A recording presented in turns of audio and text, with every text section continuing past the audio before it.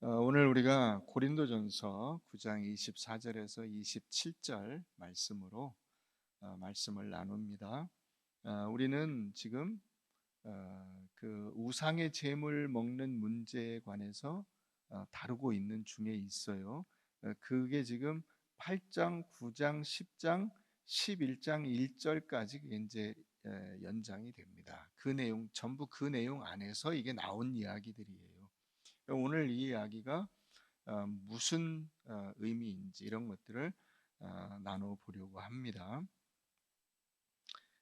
제가 이제 전에 그 군목으로 있을 때 우리 같은 지역에 있는 부대 중에 국군 체육부대가 있었어요. 지금 저 위례 거기 복정동 거기에 그 체육부대 상무, 지금 이제 그 부대가 저 문경으로 갔습니다. 근데 거기에는 이제 사회에서 어릴 때부터 운동을 하던 그 선수들이, 그 전문적인 선수들이죠. 국가대표급들이 거기 뭐 즐비합니다. 그 선수들이 이제 그 군 복무를 위해서 입대를 하는데, 군에서는 이제 걔들만 모아가지고 또 그 팀을 꾸려서 사회에 있는 다른 팀들과 이제 붙는 거죠. 그 중에 권투 선수가 하나 있었어요. 아시안 게임 금메달리스트를 꿈꾸는, 이게 거의 이제 그 성적이 거기에 근접한 국내 챔피언이고, 이제 그 국내 대표 선수고요. 아시안 게임 나가면 충분히 금메달을 딸 수 있는 선수예요. 근데 여러분, 권투, 레슬링 뭐 이런 체급 경기는 제일 핵심이 뭐냐면 몸무게를 거기 맞추는 거예요. 몸무게를 자기 체급에 맞추는 게 이게 굉장히 중요한 일이면서 힘든 일이에요. 그러니까 평상시는 자기 그 원래 체중대로 막 하다가 이제 그 체중으로 붙으면은 지니까 그 밑에 체중으로 가는 거예요. 그래가지고 뭐 47kg, 52kg, 뭐 57kg 이런 식으로 이제 그 급이 있어요. 그 안에 들어와야 돼. 57을 넘으면 안 돼요. 1g이라도 넘으면 불합격. 개체량 통과하지 못해서 선수로서 출전이 불가능해요. 그러니까 목숨 걸고 살을 빼야 돼요. 몸무게를 줄여서 딱 그 기준 밑으로 내려가야 돼. 그걸 할 때는 한 보통 일주일 전부터 이제 막 집중적으로 하기 시작하는데 굉장히 어려운가 봐요. 그게 쉬웠으면 여러분들이 지금 이 상태가 아니겠죠, 그죠? 다 자기가 원하는 몸무게가 있는데 그 몸무게 못 맞추잖아요. 그게 쉽지 않은 거예요. 그러니까 막 어떤 때는 아침부터 저녁 때까지 사우나 들어가 있는 경우도 있어요. 계속 땀을 빼고 막 침을 뱉고 물 한 모금도 안 먹고 막 그러고, 물을 왜 못 먹냐면 물을 먹은 만큼 체중이 느는 게 이제 그때는 보인대요. 그래서 물도 먹을 수가 없어요. 그러니까 하루는 이 친구가 데이트를 나가는데 코치가 따라갔어요. 왜? 못 먹게 하려고. 가서 그 이게 만나가지고 커피숍에서 커피 먹고 팥빙수 먹고 그러면 꽝 되는 거잖아요. 예, 거기서 만약에 수틀려서 그냥 데이트 한 김에 그냥 가서 팥빙수도 먹고 뭐 밥도 먹고 뭐 무슨 먹을 거 다 먹고 그러고 와가지고 나 더러워서 선수 못하겠다 때려치겠다 그러면 말짱 꽝이잖아요. 그러니까 쫓아가서 아무것도 못 먹게 옆에서 못 먹게 하는 거예요. 그러면 여러분, 그 선수가 팥빙수를 먹고 무슨 주스를 먹고 밥을 먹는 게 죄입니까? 여러분들이 밥 먹고 팥빙수 먹고 주스 먹고 뭐 이런 거 먹고 싶은 거 먹는 게 죄입니까? 죄는 아니죠. 그게 죄일 수 없죠. 그죠? 잘못하는 게 아니잖아요. 그런데 그걸 못하게 한다고. 왜? 자기가 하려고 하는 그 일에 이 일이 하나도 도움이 안 되기 때문에. 선수로 나가서 그 선수로 출전해서 경기를 해야 되는데 그 경기를 하기도 전에 탈락되기 때문에 그걸 하면 안 되는 거예요. 먹을 수가 없는 거예요. 다 뱉어내고 막 땀을 뽑아내고 막 이렇게 해가지고 기어이 그 몸무게를 기준선 안으로 딱 맞춰가지고 출전을 해야 그 다음에 뭐 무슨 동메달을 따든가 은메달을 따든가 금메달을 딸 거 아니에요. 아예 출전도 못하면 소용이 없는 거죠. 자기가 여태까지 그 선수로서 살아온 모든 게 다 물거품이 돼버리는 거잖아요. 그러니까 안 하는 거예요. 그러니까 오늘 사도 바울이 무슨 얘기를 하고 있는 거냐면, 우리가 내가 하려고 하는 그 어떤 일들이 하나님께서 우리에게 기대하시는 그 일에 도움이 되냐? 내가 원하는 그 어떤 일을 이루려고 하는 그게 과연 하나님께서 기대하시는 그 일을 이루는데 힘이 되는 것이냐, 아니면 네 생각대로 너 하고 싶은 대로 하고자 하는 것이냐. 그렇죠? 여러분 속에서는 엄청 먹고 싶죠. 그렇잖아요? 일주일 동안 밥도 제대로 못 먹고 뭐 물만 마시고 혹은 물도 못 먹고 계속 침을 뱉으면서 막 1g이라도 줄이려고 침을 뱉는 거예요. 몸에서 전부 그걸 빼내는 거예요. 왜 그렇게 하냐 이거죠. 그렇게 하는 이유는 내가 내 몸을 쳐 복종하게 함은, 이 복종하게 한다고 하는 이 단어가 뭐냐면요, 이 권투 선수가, 여러분 그 옛날에 우리가 권투가 참 굉장히 인기 있는 스포츠였어요 한동안, 그죠? 그런데 그때 이제 유명한 선수가 홍수환 선수라고 들어보셨죠? 남미의 그 어디예요? 그 뭐 카라스키안가 이 선수하고 붙어가지고 4번인가 자기가 다운됐는데 그 다음에 일어나서 5번째에 그 선수를 때려 눕히고 KO 승으로 이겼어요. 근데 그때는 이 위성 중계가 잘 안 됐어요. 가지고 위성을 그때 제 기억에 2번인가 받아가지고 중계를 해야 된대요. 그래가지고 이제 실시간으로 중계는 안 되고, 실시간 중계는 뭐만 됐냐면 라디오만 중계가 됐어요. 라디오도 옛날에 여러분 아시죠? 트랜지스타, 이게 배터리 그 저 벽돌만한 거 뒤에 붙여가지고 진짜 막 소니, 소니 트랜지스타, 그 막 잘 들리지도 않아. 치익치익. 거기 계신 동포 여러분이, 야, 막 다운 그러면 아유 저 새끼 틀렸구나. 거기까지 돈 들여서 가고 비행기 타고 가서 구경이나 잘하다 오겠구나. 그러다가 나중에 다시 일어나 가지고 막 이긴 거예요. 그래서 나중에 이제 신문에 사진도 나고, 이제 그 방송에 이제 그때 녹화된 장면들이 이제 위성으로 그걸 받아가지고 이제 보여주는 거죠. 근데 보면 어떻게 생겼냐면, 눈탱이 이런 데가 막 다 주먹으로 맞아가지고 피는 질질 흐르고, 여기 그 피 안 흐르게 뭐 이렇게 약 같은 거, 바세린 같은 거 발라가지고 막 떡이 돼 있고, 그러고 이긴 겁니다. 여기 내 몸을 쳐 복종시키다라고 하는 이 단어가 어떤 거냐면요, 눈두덩이를 주먹으로 콱 맞아가지고 순간 아무 정신이 없고 눈에 뵈는 것도, 눈을 여러분 맞아보세요. 그러면 캄캄할 거 아니에요. 별만 둥둥 뜨는 거잖아요. 그렇게 맞아가지고 정신이 없는 것 같이 하는 방법으로 자기를 쳐 복종시키는 거예요. 그게 왜 이렇게 하냐 이거죠. 왜? 우리가 이렇게 거친 방법으로라도 자기 자신을 처 복종시키고 영적으로 성숙하고 하나님의 자녀로서의 모습을 갖추는 일에 인간적인 본성이 드러나지 않도록 제압해야 된다는 것입니다. 물론 이것이 몸 자체가 문제라는 뜻은 아니에요. 우리 몸 자체가 그 영적인 어떤 일을 하는 데 있어서 이 육신 자체가 굉장히 큰 문제다, 그렇게 말하는 것은 아니에요. 물론 몸이 장애가 되지만 그보다 더 중요한 것이 있죠. 그게 뭔지 한번 보세요. 우리 2장 한번 가봅니다. 고린도전서 2장.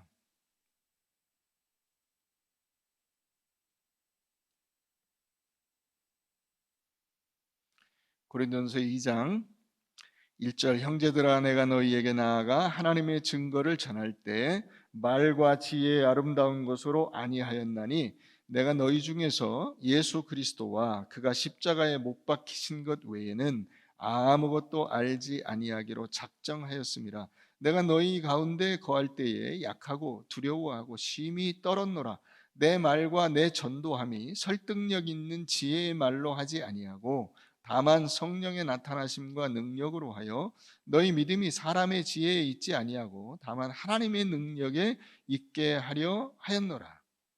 여기 내 몸을 쳐 복종시키게 한다는 이것이 무엇이냐면 내 생각이나 경험이나 내 지식이나 세상적인 원리나 이런 것들을 내려놓는 거예요.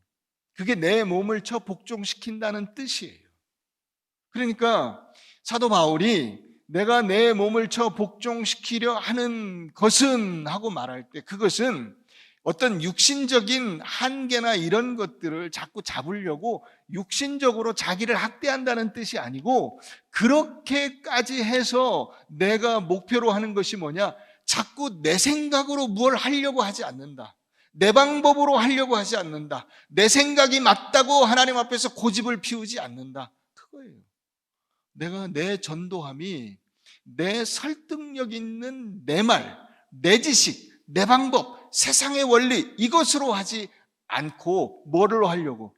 성령의 인도하심, 하나님의 지혜 이걸로 하려고 한다. 이게 하나님의 지혜가 나오고 하나님의 성령의 역사하심이 나와서 그게 나를 움직여 가야지 내가 내 생각이 불쑥불쑥 솟아나와 가지고 그걸로 하나님 저 따라오세요. 잔말 말고 제 얘기만 들으세요. 이렇게 해서는 안 된다.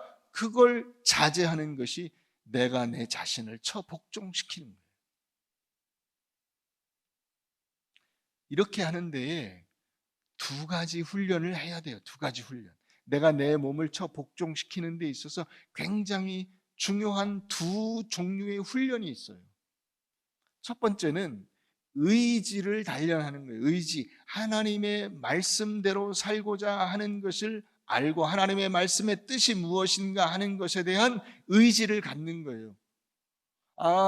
하나님께서 기뻐하시는 것은 자기를 부인하고 자기 십자가를 지고 나를 따르는 것이다. 아멘. 이걸 아는 거예요. 그걸 아는 거. 자, 두 번째는 뭐냐면 그러면 그렇게 아는 것만으로 되냐? 아니죠.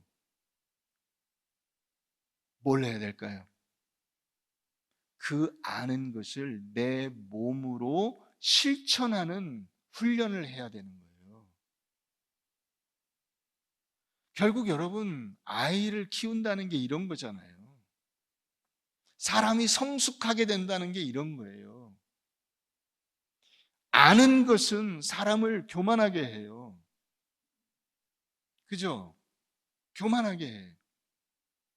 그래서 뭐와 이것이 짝을 이루어야 되냐면 그 암과 실천이 짝을 이루어야 되는 거예요. 아침에 일찍 일어나서 세수하고 깨끗하게 단정하게 입고 그리고 학교를 가는 거야, 유치원을 가는 거야. 이걸 아이한테 주지를 시키죠. 그리고 나서 어떻게 합니까? 아침에 실제로 일찍 일어나게 하죠.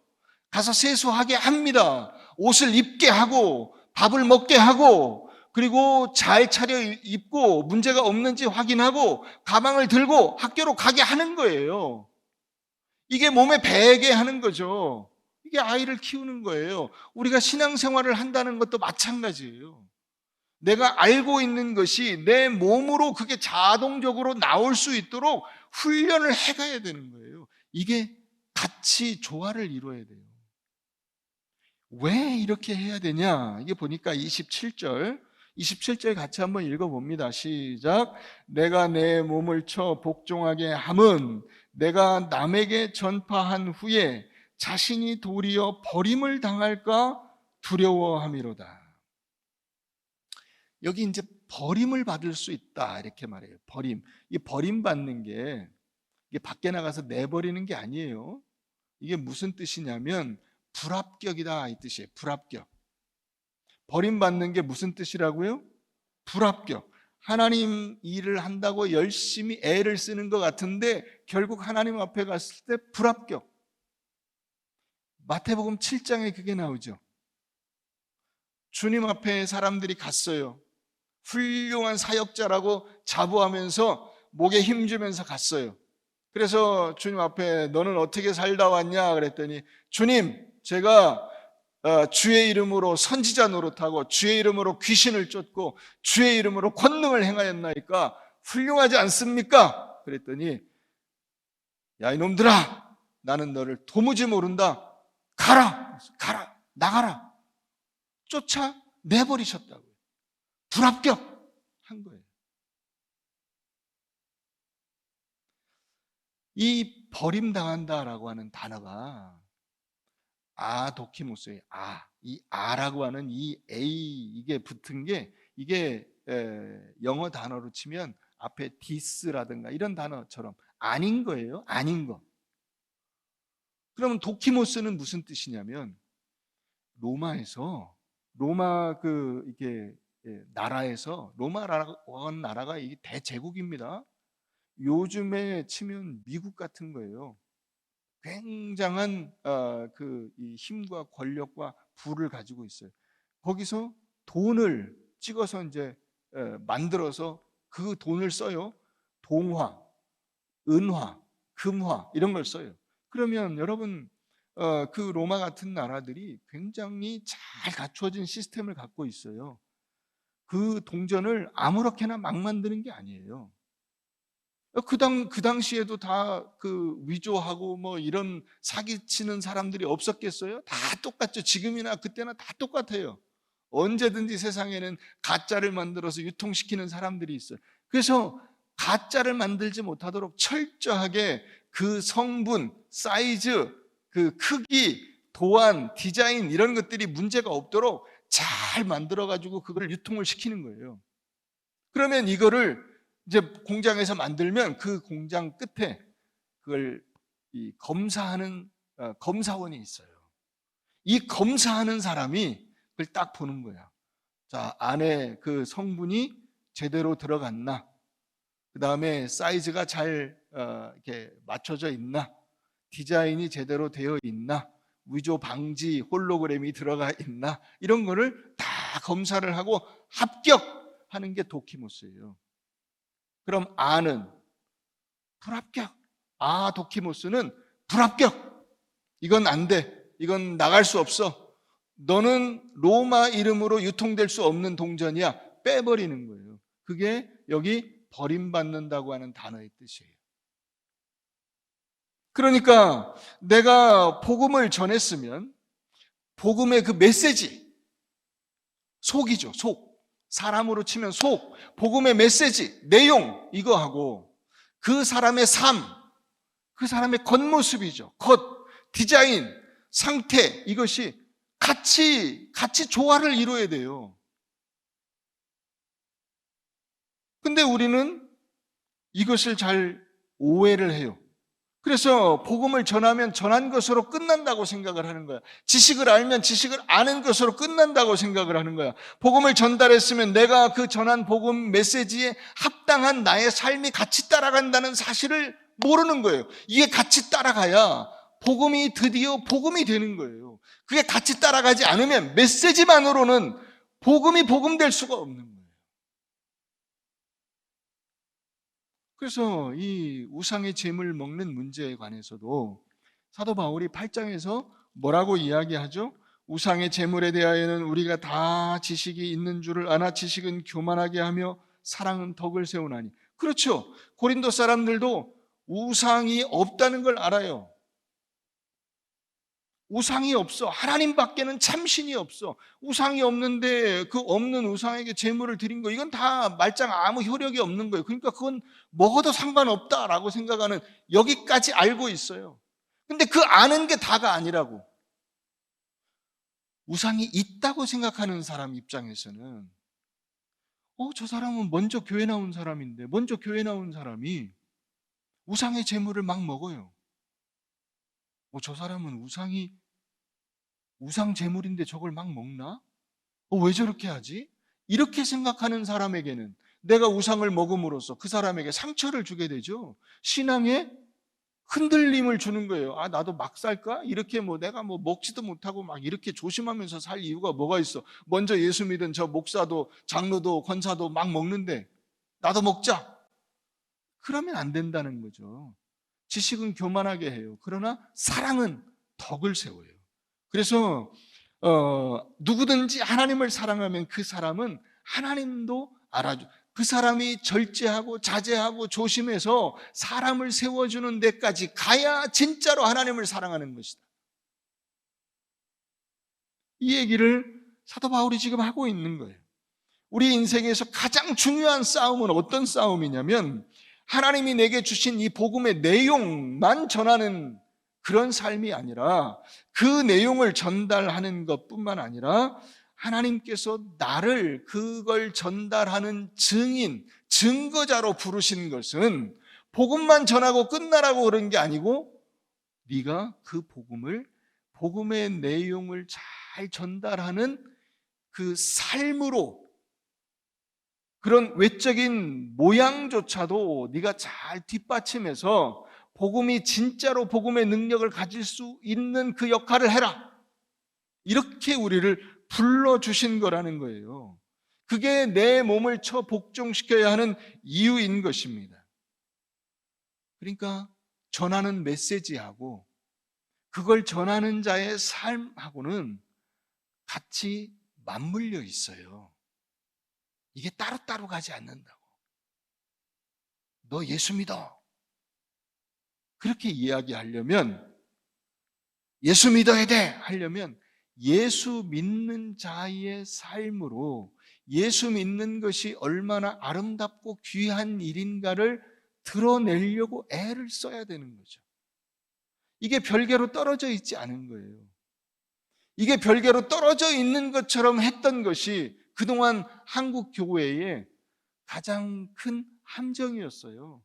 수많은 그 불신자들이 한국 교회를 향해서 손가락질하거나 비난하거나 조롱하는 것이 바로 여기서 나오는 거예요.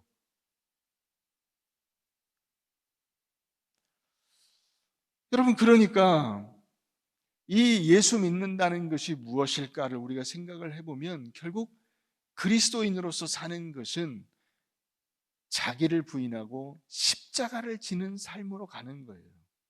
내가 이 믿음이라고 하는, 신앙이라고 하는 짐을 지는 것으로 가는 것입니다. 그래서 사도 바울이 9장에서 그런 얘기를 하는 거죠. 내가 다른 사람들처럼, 다른 사도들처럼 동부인에서 돌아다닐 권리가 없냐? 나는 일 안 하고 가만히 있고 싶지 않겠냐?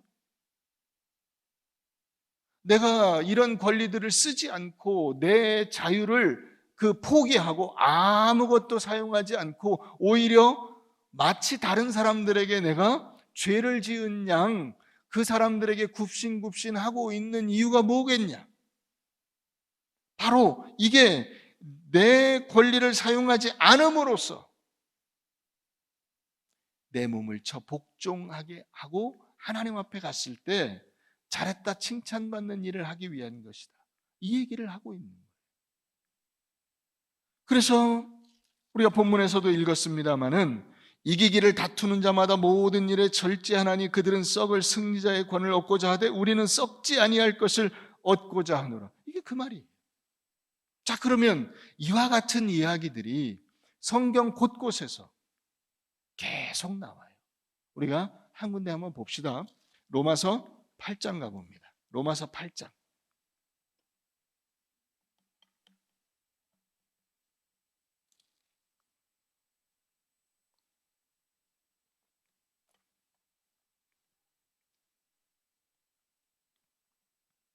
(12장) 보세요.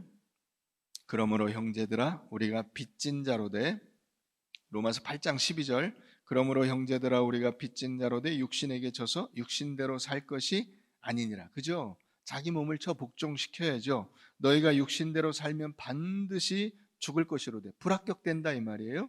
영으로서 몸의 행실을 죽이면 자기 몸을 쳐 복종시키면 살리니 무릇 하나님의 영으로 인도함을 받는 사람은 곧 하나님의 아들이라. 너희는 다시 무서워하는 종의 영을 받지 아니하고 세상에 설득력 있는 방법 자기 지식으로 하지 않는다 이 말이에요.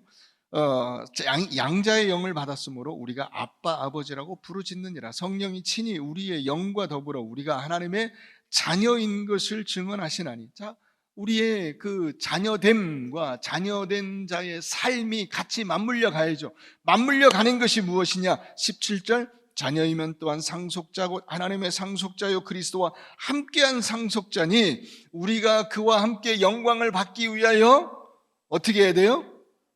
고난도 함께 받아야 돼요. 고난도 함께 받아야 돼요. 이게 자기 몸을 쳐 복종시키는 거예요. 여러분, 이 빚진 자라고 하는 것이 나와요. 형제들아, 우리가 빚진 자로 돼. 여기 빚진 자라고 하는 단어가 무슨 뜻이냐면 실제로 빚을 졌다라고 하는 것을 의미하기도 해요. 그런데 이게 가진 또 다른 의미가 있어요. 그게 뭐냐면 죄인이라고 하는 뜻이에요. 죄인. 이 빚진 자라고 하는 단어는 다른 데서 죄인이라는 뜻으로도 쓰여요. 여러분, 우리가 흔히 그런 말을 하죠. 이게 비슷한 의미예요. 자식 가진 게 죄지 뭐. 무슨 말인지 이해가 되시죠? 자식 가진 게 죄지. 그죠? 내가 자식한테 죄를 지었어요? 아니죠.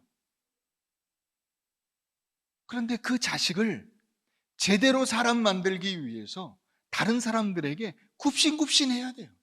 안절부절해야 돼요. 어떻게 해야 될지를 몰라. 아이고, 그래서 자식 가진 게 죄야. 이게 빚진 자라고 하는 단어가 가진 의미예요. 죄인이에요. 죄를 지었어요. 여러분, 그러면 그 죄를 내가 다른 사람에게 죄를 지으면 그 피해를 당한 사람에게 내가 어떻게 하게 돼요? 안절부절 못하게 되죠. 굽신굽신하게 돼요. 아이고, 저 한 번만 봐주세요. 제가 잘못했어요. 용서해 주세요. 하게 되죠. 그게 빚진 자의 모습이에요. 그게 예수님께서 이 땅을 사신 모습이에요. 여러분, 예수님이 유대인들에게 무슨 죄를 지었어요? 로마인들에게 무슨 죄를 지었어요? 예수님께서 무슨 잘못을 했어요? 수많은 사람들을 고쳐주고 그들을 그 오병이어로 먹여주시고 온갖 그 기쁨과 즐거움을 주시는 그런 귀한 말씀, 용기를 주시고 그들을 새롭게 해주시고 그게 무슨 죄를 지은 거예요? 아무 잘못도 범한 게 없어요. 그런데 마치 큰 죄를 지은 것처럼 재판을 받고 그 사형 언도를 받고 실제로 사형을 집행당해서 거기서 죽으신 거예요. 죄인으로 죽으셨어요. 그 빚진 자의 삶이에요. 여러분, 그러니까 우리가 그 예수 그리스도를 닮은 사람으로 산다는 것은 무엇이냐면 우리가 세상에 대해서 잘못한 게 하나도 없어요. 주위에 있는 사람들에게 내가 잘못한 거 아무것도 없어요. 그런데 마치 잘못한 것처럼 아이고, 별일 없으시죠? 아이고, 그러시죠? 아이고, 안녕하세요? 굽신굽신 하는 거예요. 제가 위에서 기도하고 있습니다. 힘내세요. 굽신굽신 하는 거예요. 죄인처럼. 사도 바울도 지금 그 얘기를 하고 있는 거예요. 사도 바울이 고린도 교인들에게 죄 지은 게 뭐가 있어요? 잘못한 게 뭐가 있어요? 사도 바울이 무슨 큰 문제를 일으킨 게 뭐가 있어요? 오히려 그들을 하나님 앞으로 인도하려고 애를 쓰고 눈물 흘리고 발버둥 치고 그들을 그 간절한 심령으로 그들에게 복음을 전해주고 아무 잘못도 한 게 없어요. 그런데 사도 바울이 뭐라고 해요? 형제들아, 내가 빚진 자다.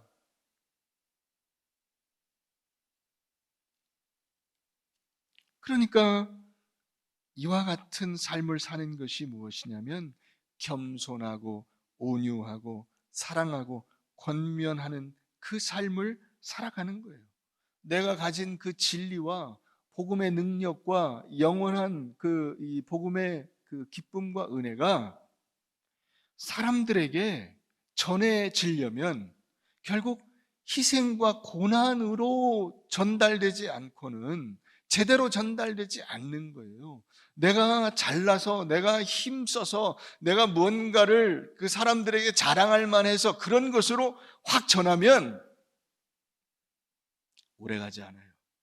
제대로 전달되지 않아요. 그래서 예수님께서 십자가에 달려 죽으신 거예요. 근데 우리는 이걸 자꾸 오해하죠. 어떻게 오해하죠? 채권자 같이 하려고 그래요. 공로자 같이 이 복음을 전하려고 그래요. 당신들은 죄인이요, 그러니 예수 믿으시오. 그게 그 방법으로 안 된다고요. 수많은 사람들이 그걸 오해한 거예요.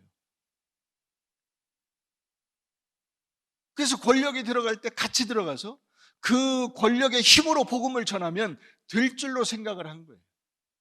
그러나 어떻게 됐어요? 복음이 왜곡되죠. 복음이 남용되죠. 복음의 올바른 의미로 가지 않고 그 복음이 힘과 권세로 힘을 휘두르는 것으로. 그래서 잘못된 기독교로 가는 거예요. 이게 지금도 한국 교회 안에서 이 범해지고 있는 잘못이에요. 교회라는 것은 결국 우리들이죠. 우리가 그렇게 생각을 잘못하고 있는 거예요. 사도 바울이 뭐라고 합니까? 내 말이 사람의 말, 사람의 설득의 말, 사람의 논리, 세상적인 방법 이런 것들이 되지 않게 조심한다는 거예요. 성령의 능력으로 이게 하려고 애를 쓴다는 거예요. 그 말이 무슨 말이냐면 하나님께서 이 일을 어떻게 하시려고 하는가를 지켜본다는 뜻이에요.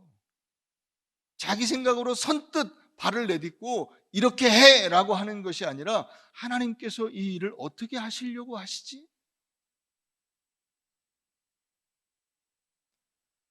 여러분, 우리가 상대방에게 말로 전하는 그 복음의 책임, 그 복음의 책임이 우리에게 있다는 것을 아셔야 돼요.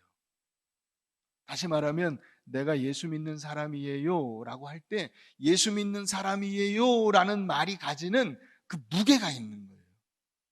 그 무게, 그것을 여러분들이 잘 감당하시라는 말씀이 오늘 본문 27절 말씀이에요. 그러니까 내가 하나님의 사람답게 변화돼서 내가 새롭게 되고 내가 절제하고 하나님의 말씀대로 사는 그 책임을 감당하는 것으로 가지 않으면 결국 내가 실컷 신앙생활을 해놓고는 마지막에 하나님 앞에 내가 너를 전혀 모른다, 불법을 행하는 자들아 나에게서 떠나가라 라는 책망을 받을 수밖에 없는 거예요.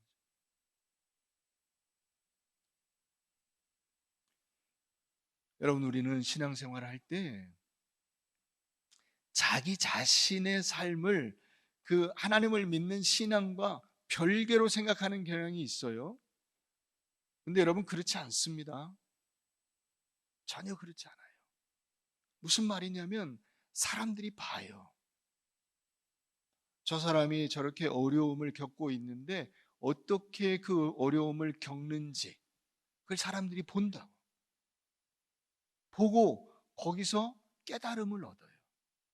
야, 저분이 저렇게 어려운 상황에서도 믿음으로 살려고 애를 쓰는구나. 어려움을 그 신앙으로 극복하려고 애를 쓰는구나. 최선을 다해서 하나님의 말씀을 따라가려고 애쓰는구나. 나도 저렇게 살아야지. 이런 걸 생각하게 된다. 보면서. 그러니까 여러분, 우리가 믿고 알고 있는 모든 이 복음의 내용들은 결국 내 삶과 내 인격과 나의 어떤 그 실제적인 생활에서 그게 드러나야 되는 거예요.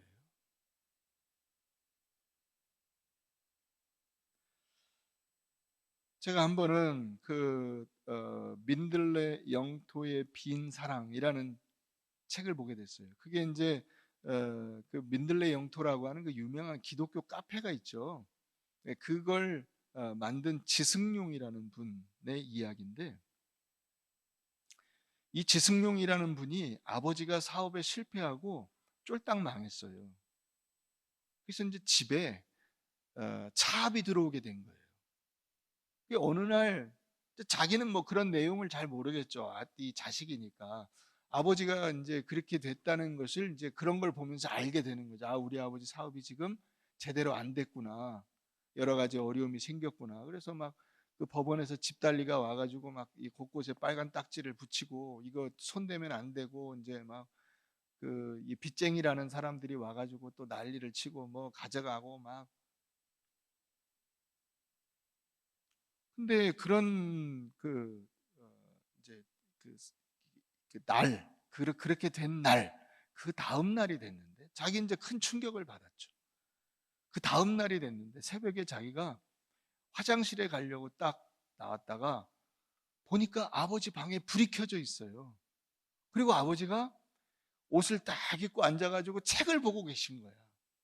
그래서 자기는, 야, 우리 아버지가 큰일 났구나. 우리 집이 큰일 났구나. 우리 집이 이제 쫄딱 망해서 진짜로 쫓겨다니고 막 큰일이 생기겠구나 했다가 아버지가 그렇게 딱 제자리에 앉아가지고 책을 보는 그 모습을 보면서, 아, 우리 아버지 아직 건재하시구나. 전혀 문제가 없구나.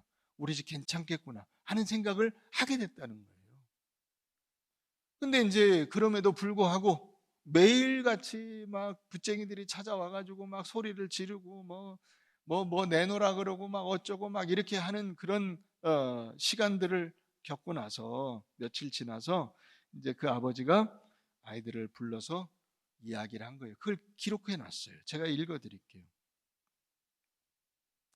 그런데 아버지는 나에게 이렇게 말씀하셨다. 오늘은 내가 너에게 하고 싶은 말이 있어서 불렀다. 사람들은 내가 이제는 다 망했다고 말하더구나. 망했으니까 불행하겠지? 하지만 꼭 그런 것은 아니란다. 지금까지 아버지는 돈을 벌어서 재산을 모으는 것을 즐거움으로 알고 그것을 행복으로 알고 살아왔지. 하지만 이제부터는 나 때문에 피해를 입은 사람들에게 빚을 갚는 일을 즐거움으로 알고 살 작정이다. 물론 너희들이 고생이 되겠지만 이것을 알아야 된다. 기쁨이라는 것은 즐거울 때만 오는 것은 아니란다. 망할 때도 즐거울 수 있단다. 빚을 갚는 것도 행복하다고 생각하면 굉장히 즐거운 일이란다. 내가 무슨 말을 하는지 알겠냐? 이렇게 아버지가 이야기해 주셨다는 거예요. 그런데 이 지승용 씨가 아버지로부터 그 이야기를 듣는 순간 자기의 모든 세계관이 확 바뀌었대요. 아, 그렇구나.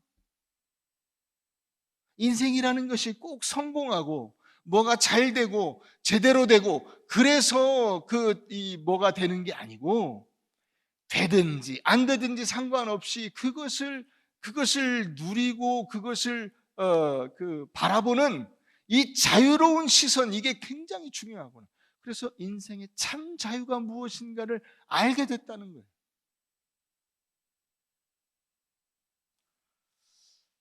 여러분, 하나님은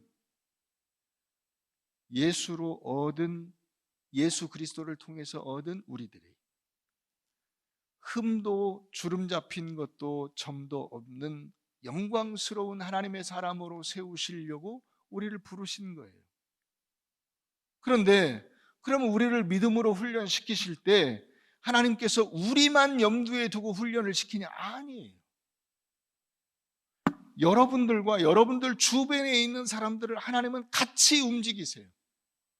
그래서 내가 믿음으로 사는 그 훈련을 하면서 그렇게 내가 자라면서 내가 변화되면서 내가 성숙해지면서 동시에 그걸 바라보는 주위의 사람들에게 복음이 전파되게 하시고 그 사람들이 여러분들을 보면서 하나님의 은혜가 무엇인가를 알게 하시고 그 사람들도 변화시켜서 다시 하나님의 은혜 속에 붙잡힌 바 되는 인생으로 같이 만들어 가시는 거예요.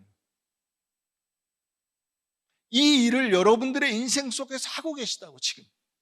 그러니까 여러분들이 혹시라도 고난 속에 있다, 외로움 속에 있다, 고통 속에 있다, 어려움을 겪고 있다, 슬픔을 겪고 있다, 절대로 낙심하지 마세요. 하나님은 어찌 보면 여러분들을 통해서 더 크고 놀라운 일들을 계획하고 계신 거예요. 그래서 여러분들 혼자만의 인생이 아니고 하나님께서 계획하신 인생의 큰 그림 속에 여러분들이 들어있다는 사실을 놓치지 마시기를 바랍니다. 내가 예수를 믿는 것은 내가 예수를 믿음으로써 그렇게 힘들고 어려운 상황 속에 있음에도 불구하고 그것을 이겨냄을 통해서 다른 사람들이 그걸 보고, 그 믿음을 보고 그 신앙을 보고 그들도 깨달아 알 수 있는 거예요. 아, 신앙이라는 것이 그저 단순히 겉으로 잘 되는 것만이 아니다.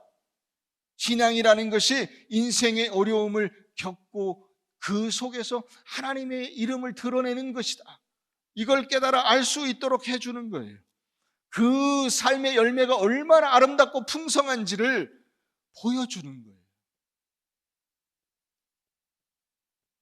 사랑하는 성도 여러분, 그러므로 우리가 신앙생활을 어떻게 해야 되냐?